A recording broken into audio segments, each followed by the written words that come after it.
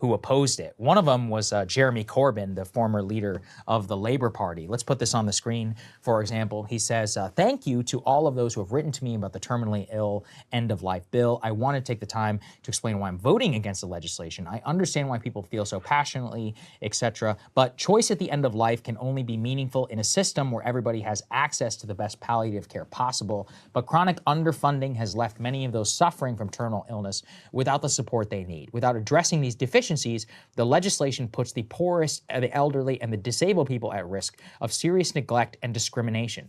He says we urgently need to address the appalling state of palliative care by reversing years of austerity and privatization. This could be part of a broader imperative to build a national care service freely available to all of those who need it. So that was from the left. From the right, we also had somebody like Nigel Farage from the Reform Party speak out against it. He says, I voted against the assisted dying bill not out of lack of compassion, but because I fear the law will widen in scope. If that happens, the right to die may become the obligation to die. And so that is, of course, the, like a slippery slope argument. Yeah. I'll tell you this. I think I agree with Nigel.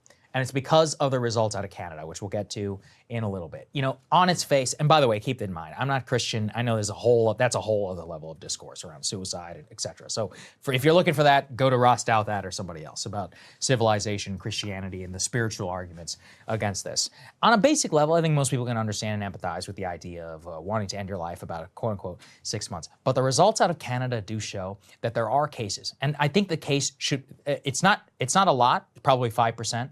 But it's still, there are some 5% of cases that in an expanded law and regime of assisted suicide do take place where they're poor or they're depressed. And I just think that any legal regime which allows for that is just deeply grotesque, especially in a system of what we have right now. So outside of the realm of quote unquote assisted suicide, et cetera, even in a spiritual level, I do think opening this up, as Canada has done, is a very cautionary tale about, and this is kind of what Corbyn gets to as well, is, if you think about, even in a system like the UK, being poor in the UK, it's still worse than being rich. As people see, people who are rich in the UK still live longer, even when you have universal health care. Why? They have access to better health care. It's like, well, when you have access to worse health care and then you have worse health outcomes, then you're more likely to take place and to get into a place where you need to, quote unquote, commit assisted suicide. So I think it really does show the starkest and the most grotesque parts, the underbelly of what the reality of the system looks like, even in a place with universal health care. And if something like this were to ever come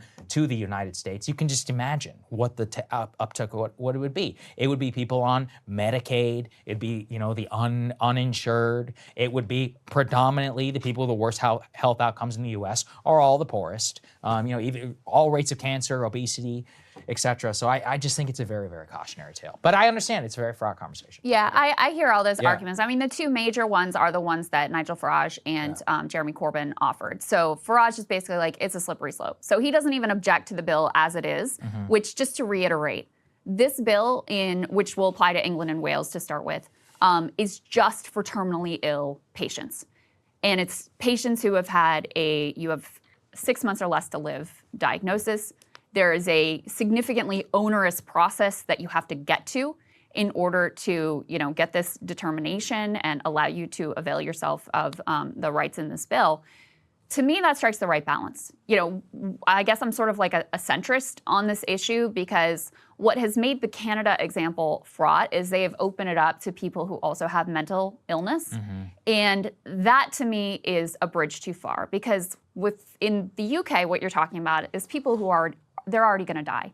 So it's not like they're choosing death. Nature has already chosen death for them. They're choosing how to do it on their own terms.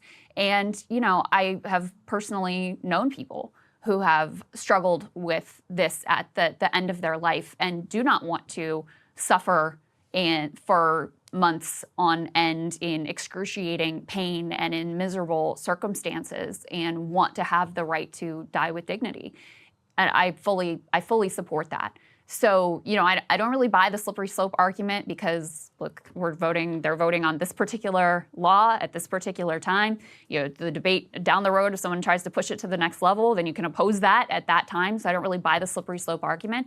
And then even though I respect Jeremy Corbyn and his analysis here, I also think it's one of these situations where, with all policy, you kind of have to deal with the system as it exists currently, you're not going to get to some time where you have the socialist utopia and all of the social ills are solved. You have to deal with the reality as it exists. So while, of course, they should continue to fight for better palliative care, I guarantee they have better palliative care there than we do here, a better healthcare system in general than we do here, et cetera.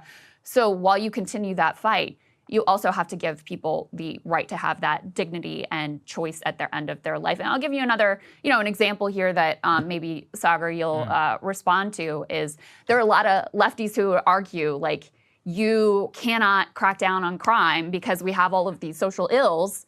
And so it's like, okay, so we have to be able to achieve the grand socialist utopia before we're able to penalize people who are genuinely harming others and creating victims. And I don't really buy that. We have to live in the system as it exists. And yes, we continue to fight for anti-poverty programs and continue to fight for, all of those like labor rights and all of those things. But you also have to make sure that people are able to exist and there's some level of order in the system that we have right now. Same thing with abortion. This would be an argument you could make against abortion rights of like, well, some women are poor, and maybe if they weren't poor, maybe they wouldn't choose this for themselves right now. That's absolutely the case. But again, we can't wait for some potentially never coming day when we have some glorious utopia where all social ills are dealt with.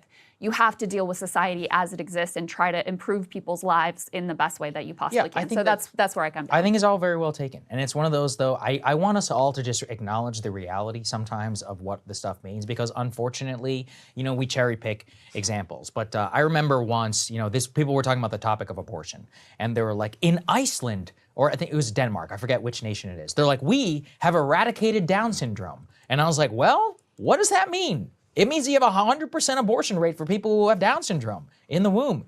I mean, let's all be honest, about what that is. That's it's awful. sick, right? It's sick. And like that's eugenics. Like, let's be honest. A lot of people make that choice. It's a free country. You don't understand it, but it's one of those where we should acknowledge what that means, the reality of, we try to paper over this stuff. Ross actually put it really well in his column. He was talking about Canada. He says, it is barbaric to establish a bureaucratic system that offers death as a reliable treatment for suffering and enlists the healing profession in delivering this cure. And while there may be worse evils ahead, this isn't a slippery slope argument. When 10,000 people are availing themselves of your euthanasia system every year, you have already entered the dystopia. And so that gets to the Canadian figures. But what I disagree with there, in the narrow confines of what we're talking about in the UK, which is significantly different than the Canadian context, what is just passed into law here, is that people aren't choosing death. They are going to die.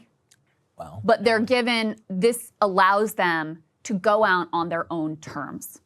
And that is the narrow confines within which I am okay with it.